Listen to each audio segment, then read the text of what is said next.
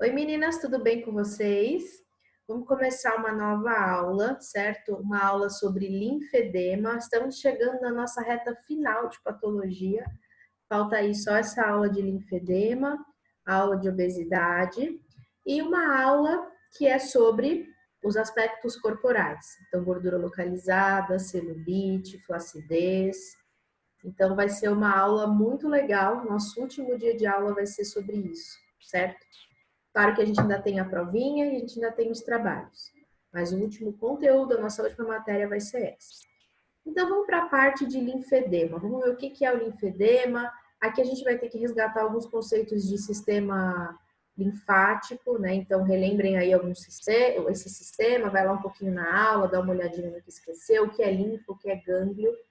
Claro que a gente vai revisar um pouco, mas para ter uma parte mais aprofundada, podem ir na aula dar uma olhadinha, certo? Então vamos começar.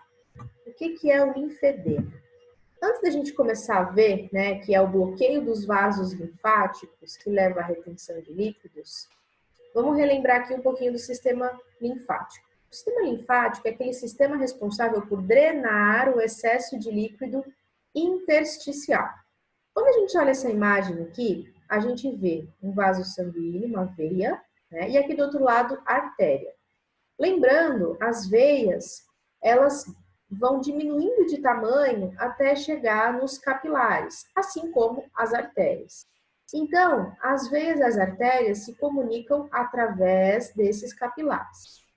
Na parte entre esses capilares, a gente tem células intersticiais, ou seja, células que preenchem o espaço entre os capilares. Então, são essas amarelinhas aqui, tá vendo? Cada bolinha dessa é uma célula diferente. Então, aqui a gente tem o espaço, o líquido intersticial.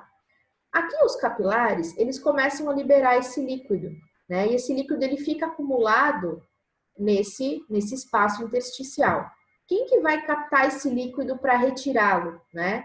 Os vasos linfáticos. Então, esse verdinho aqui, um capilar linfático. Então, ele vai captar esse líquido e mandar para os gânglios, né? Que são os locais em que aumenta aí a bifurcação. Tem muitas bifurcações aí nesse local. Quando esse líquido intersticial ele passa para o interior desse capilar linfático, ele é chamado de linfa.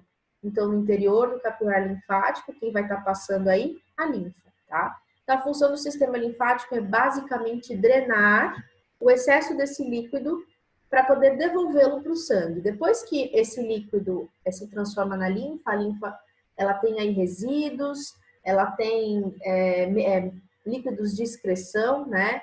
Depois que ele é trabalhado ali no sistema linfático, ele é devolvido para os capilares sanguíneos. E aí o capilar sanguíneo ele vai até os rins e aí faz a excreção desse material. Então aí está a importância do sistema linfático. Ele serve como uma drenagem, né? Então ele faz a drenagem, ele faz o reconhecimento do que tem no sangue, tá? Então é basicamente para isso, ele equilibra os fluidos corporais.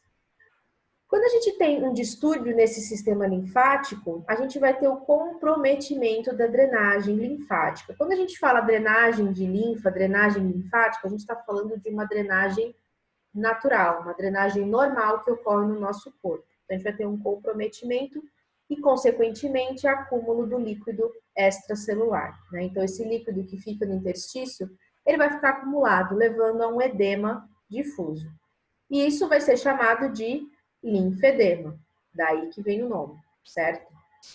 Então, aumento do líquido de proteínas e, consequentemente, aumento das medidas corporais. Quando a gente tem esse acúmulo, a gente sabe, vai ter o aumento das medidas, né? Vocês da estética vão ter um papel muito importante na redução das medidas. Redução do peso? Não. Redução das medidas. Quando vocês fizerem drenagem linfática em algum cliente, algum paciente de vocês, vocês vão ter a redução, o aspecto de que perdeu peso, de que reduziu, mas na verdade vocês estão retirando o acúmulo de líquido. Não significa que aquele paciente, nossa, ele emagreceu, ele perdeu gordura. Não, ele perdeu o excesso de líquido, né? Então ele vai fazer com que a drenagem linfática natural se torne mais forte, né? Então vai aumentar a drenagem. aumenta as medidas, né? E aí sim a gente vai ter essas alterações, são aumento de líquidos. A gente tem uma classificação de dois tipos de linfedema, um linfedema primário e um linfedema secundário. O linfedema primário, ele ocorre lá quando a gente está na barriga da nossa mãe, né? Então, é chamado de brida amniótica. Essa brida é quando ocorre uma compressão lá dentro da placenta, né? Então, a placenta, ela pode formar essas fibras, né, que vão comprimir algum órgão. Então, no caso aqui, o bebezinho, olha, ele está com a compressão do punho, né? Então, tem uma compressão ali, como se alguém estivesse apertando, e aí o membro vai ficar edemaciado, né? Aqui do pezinho. Então, esse é o linfedema primário. Já o linfedema secundário é aquele que ocorre quando a gente já é maior. Então, ocorre em lesões, né, em decorrência de lesões do sistema linfático normal, como a trombose, né? Então, isso é um comprometimento pós-adulto, tá? Depois do nascimento. Então, primário, na barriga da mãe, intrauterino, e o secundário, lesões pós o nascimento, tá? E quais são as causas desse linfedema secundário, que a gente já está falando quando a pessoa, né, pós-nascimento? A gente tem uma causa, um fibroedema, endurecimento da textura da pele, e a gente tem a filariose ou elefantíase. Então, aqui uma causa infecciosa. A gente viu isso aqui lá na aula de microbiologia, né? O que é a filariose ou a elefantíase? A gente tem um parasita, né? Que ele vive lá no corpinho do mosquito, né? E aí esse parasita vem dentro do mosquitinho, o mosquitinho pica. Na hora que ele pica, ele consegue adentrar os nossos vasos linfáticos. E aí ele começa a circular naquele local. Naquele local que ele conseguiu entrar, ele vai causar obstrução naquele vaso. Consequentemente, os sintomas de inchaço. Então, nessa foto aqui, a gente está vendo um exemplo da filariose, né? Então, olha como ocorreu um inchaço do membro, né? Já o fibroedema, ele pode ter várias causas. Então, aqui nessa imagem, né, a gente observa essa imagem aqui no canto, a gente observa uma pessoa que provavelmente fez uma mastectomia. Quando ela fez essa mastectomia, muitas das cirurgias também tem que ter a retirada dos vasos linfáticos, ali da cadeia linfática do lado em que você retirou o seio, né? Essa retirada desse complexo linfático faz com que ocorra um inchaço do membro, porque você não vai ter uma circulação comum. Então, aqui ocorreu o inchaço desse membro, o fibroedema. Esse mapa é um pouquinho da filariose no mundo, né? Então, veja, o Brasil, ele é uma zona de transmissão, assim como aqui na África, né? E aqui também um pouquinho ali da Ásia. Então, a gente tem zonas de transmissão. Vejam que são nos países mais quentes, né? Por causa do mosquito. Controle da filariose é o controle do mosquito, né? Então, tem que ter o controle, tem que colocar rede nas janelas, né? Para o mosquito não entrar, não deixar água parada. Então, uma prevenção que a gente já conhece aí com a dengue, né? A mesma coisa com o mosquito transmissor da filariose. A gente tem 3 graus, aqui a gente está falando do linfedema em geral, né? A gente tem 3 graus, grau 1, grau 2 e grau 3.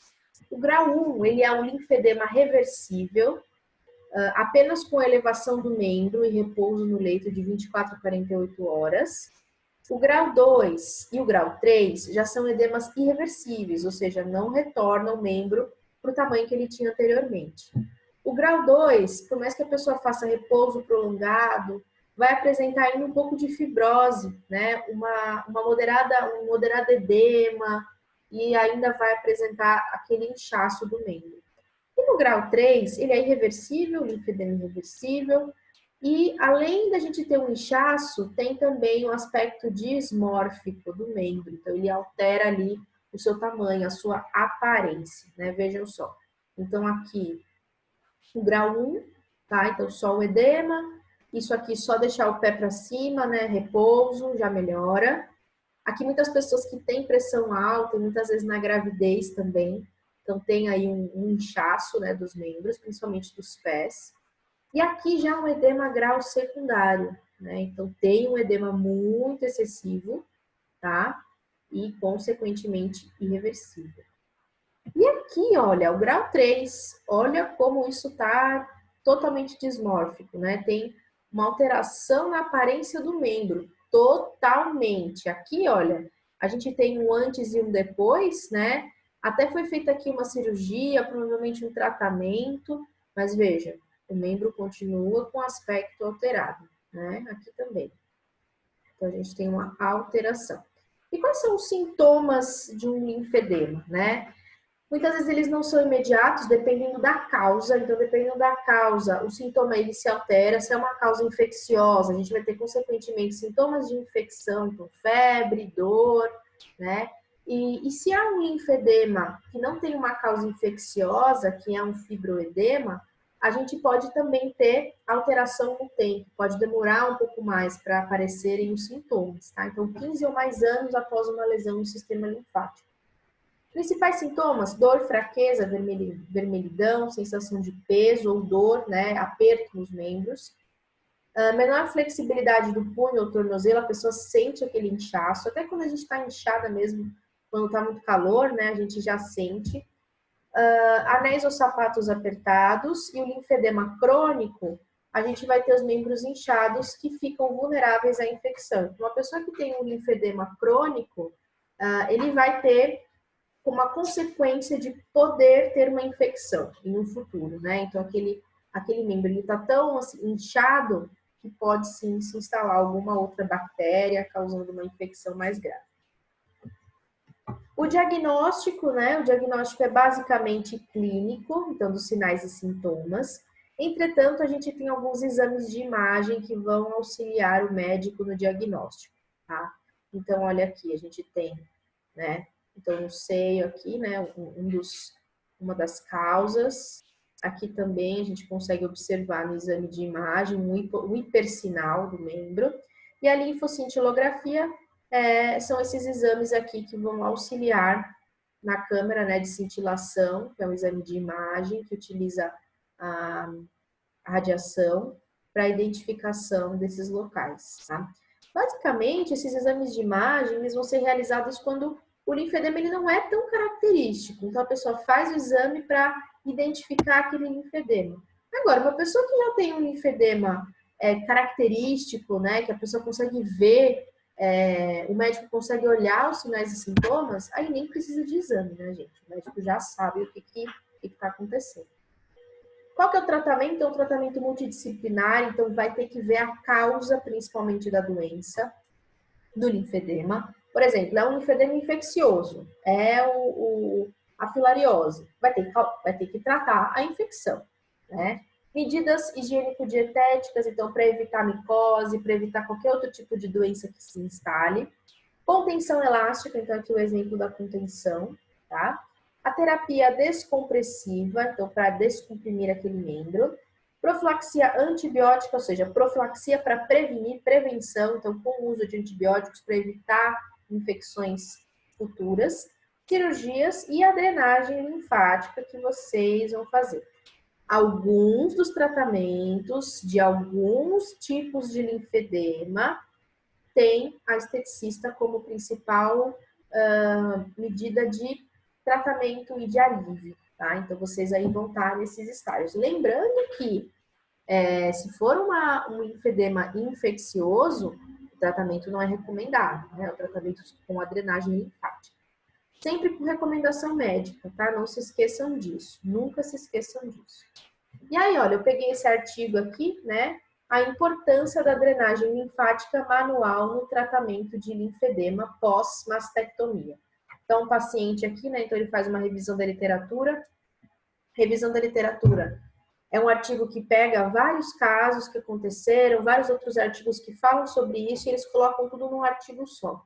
Então, aqui, né, eles falaram um pouquinho da importância de pacientes que fizeram a mastectomia, ou seja, retirada da mama, tiveram linfedema, e aí que um dos tratamentos foi feito com drenagem linfática. Então, ele mostra aí como que isso melhorou, né, como foi uma técnica que favoreceu o fluxo da linfa, né? O fluxo linfático. Eu coloquei aqui, depois vocês, se quiserem dar uma olhadinha, certo? Então é isso, pessoal, nossa aula de linfedema. Lembrando, agora a gente começa a ver um pouquinho mais da parte corporal, tá? E as nossas próximas aulas, obesidade e a nossa última aula da parte corporal. Espero que vocês tenham gostado. Bons estudos para vocês, pessoal.